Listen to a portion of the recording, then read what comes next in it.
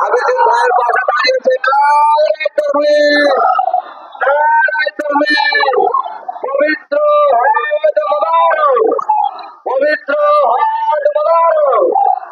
আমার হাবিজুর ভাইয়ের হজ মোবারকে যাওয়ার আল্লাহ তৌফিক দিন, বলুন নারায়ে তাকবীর। সুস্থ শরীরে হজের কাজ সম্পূর্ণ করে বাড়ি আসার তৌফিক দিন, বলুন আল্লাহুম্মা আমিন।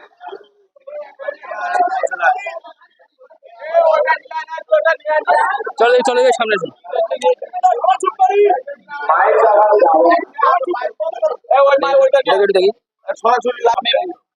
আপনারা প্রত্যেকেই জানেন কিন্তু যে আজকে ক্যানিং পূর্ব বিধানসভার একদম প্রত্যন্ত অঞ্চল বকুলতলা, আমাদের সারেঙ্গাবাদ অঞ্চলের বকুলতলা গ্রাম থেকে আমাদের হাফিজুর ভাই এখান থেকে পায়ে হেঁটে হজে যাওয়ার সিদ্ধান্ত নিয়েছেন এবং তিনি তার সঙ্গে সঙ্গে চেয়েছেন যে সাম্প্রদায়িক উস্কানিমূলক চারিদিকে যেমন ছড়িয়ে গেছে, আবারও একবার শান্তির বার্তা দেওয়ার জন্য তিনি কিন্তু আমাদের এখান থেকে উনি ঠিক করেছেন যে প্রতিদিন গাছ রোপণ করে করে যাতে শান্তির বার্তাটা সারা বিশ্বময় ছড়িয়ে পড়ে, সেই লক্ষ্যে কিন্তু উনি এখান থেকে যাচ্ছেন। তো আমরা সরাসরি এখানে পেয়ে গেছি ক্যানিং পূর্ব বিধানসভা কার্যালয়ের সামনে আমাদের সম্মানীয় এমএলএ সাহেব। তো তিনিও কিন্তু বাহবা জানাচ্ছেন বারংবার যে আজকে আমাদের এরকম একটা প্রত্যন্ত অঞ্চল থেকে একটা ছেলে যেতে চাইছে, তো সেটাতে তিনিও কিন্তু তাকে সাপোর্ট করছেন এবং সহযোগিতা করছেন।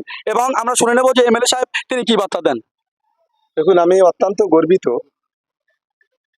যে বিশেষ করে আজকের আমার ক্যানিং ২ নম্বর ব্লকের বা ক্যানিং পূর্ব বিধানসভার একজন কৃতি সন্তান, সে যে মানসিকতা নিয়েছে যে এখান থেকে পবিত্র হজপাকে যাবেন এবং পায়ে হেঁটে, আমি প্রথমেই তাকে বলবো যে আমাদের সকলের তরফ থেকে হজপাকে আমাদের সালামটা পৌঁছে দেবেন।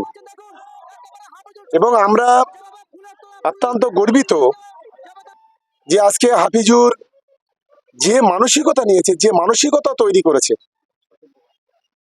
তার বাড়ি বাবা মা আছে, তার ওয়াইফ আছে, তার বাবা নেই মা আছে, তার ওয়াইফ আছে, দুটো ছোট বাচ্চা আছে, কিন্তু সে পরিবারকে ছেড়ে আজকে যে পবিত্র হজপাকে যাওয়ার জন্য যে নিয়তটা করেছে, যে মানসিকতা তৈরি করেছে, তার জন্য তাকে আমি প্রথমেই সালাম জানাচ্ছি। আমরা সকলেই আল্লাহ পাকের কাছে দোয়া করি যে ও সুস্থভাবে পবিত্র হজপাকে যাক এবং আমাদের সকলের জন্য দোয়া করুক। এবং বর্তমান যে প্রেক্ষাপট, যেভাবে সংখ্যালঘুদের উপরে যে আক্রমণ আজকে নামিয়ে আনার একটা বড় চক্রান্ত হচ্ছে, বিশেষ করে কিছু কিছু রাজনৈতিক দল, বিজেপির মতো একটা সাম্প্রদায়িক শক্তি যেভাবে আজকে আমাদের সংখ্যালঘুদের উপরে যে তাণ্ডব চালানোর চেষ্টা করছে, সবাই মিলে ওকেও, হাবিজুরকেও বলবো যে পবিত্র হজপাকে গিয়ে দোয়া করবেন যে সংখ্যালঘুরা যেন নিরাপত্তার সঙ্গে থাকে, শান্তিতে থাকে, এইটুকু আমি অন্তত আশা করি। কাকু বলছি যে আমরা দেখতে পাচ্ছি যে এখন গদি মিডিয়া প্রচুর নিউজ তারা দেখাচ্ছে যার থেকে মানুষের মধ্যে হিংসা ছড়াচ্ছে, তো এই রকম শান্তির বার্তা কিন্তু আমরা গদি মিডিয়াগুলোতে দেখতে পাচ্ছি না বা তুলে ধরছে না, তো এই বিষয়ে কি বলবেন? দেখুন, আজকের যারা ইলেকট্রনিক্স মিডিয়ার একটা বড় অংশ আজকের ভাবতে পারেন যে ভারতবর্ষের যে সংবিধান, সেই সংবিধান থেকে ধর্ম নিরপেক্ষতাকে তুলে দিতে চাইছে। এর অর্থ হলো যে ভারতবর্ষের যারা সংখ্যালঘু তাদের উপর আগামী দিনে নারকীয় তাণ্ডব চালাও, এটাই হচ্ছে মূল লক্ষ্য। আমি এই গদি মিডিয়াগুলোকে অবিলম্বে তাদের বিরুদ্ধে লিগাল প্রসেস করে এদের একদম গোড়া থেকে মাথা পর্যন্ত প্রত্যেককে অ্যারেস্ট করা উচিত। আর এই ময়ূক বলে এক অসভ্য বর্বর আছে এই রিপাবলিক বাংলায়, যেভাবে সংখ্যালঘু সম্পর্কে প্রতিদিন যে ধরনের কথা বলছে, আমার মনে হয় একে আগে জেলে ঢোকানো উচিত, এর দৃষ্টান্তমূলক শাস্তি দেওয়া উচিত বলে আমি অন্তত মনে করি। তাই আমাদের সকলকে বলবো, বিশেষ করে ভারতবর্ষে যারা সংখ্যালঘু আছে, আমরা সংখ্যালঘু আর সংখ্যাগুরুর মধ্যে আমরা কখনো তফাৎ চাই না। আমরা হিন্দু মুসলমান জাতি ধর্ম বর্ণ নির্বিশেষে আমরা এই ভারতবর্ষে থাকতে চাই, এই ভারতবর্ষকে রক্ষা করতে চাই। তাই সকলে মিলে সেই গদি মিডিয়াগুলো যেগুলো আজকের দাবেদারি করছে বিজেপির, তাদের বিরুদ্ধে সমস্ত মানুষকে এক হওয়ার জন্য আমি আবেদন করবো। একদম কিন্তু, এবং আমরা এখানে হাফিজুর ভাইয়ের কাছে শুনে নেবো যে আমাদের বিধায়ক সাহেব তিনিও তাকে এগিয়ে যাওয়ার এবং শান্তির বার্তা দেওয়ার জন্য আবেদন করছেন, তো তিনি কি বলেন আমরা জেনে নেব।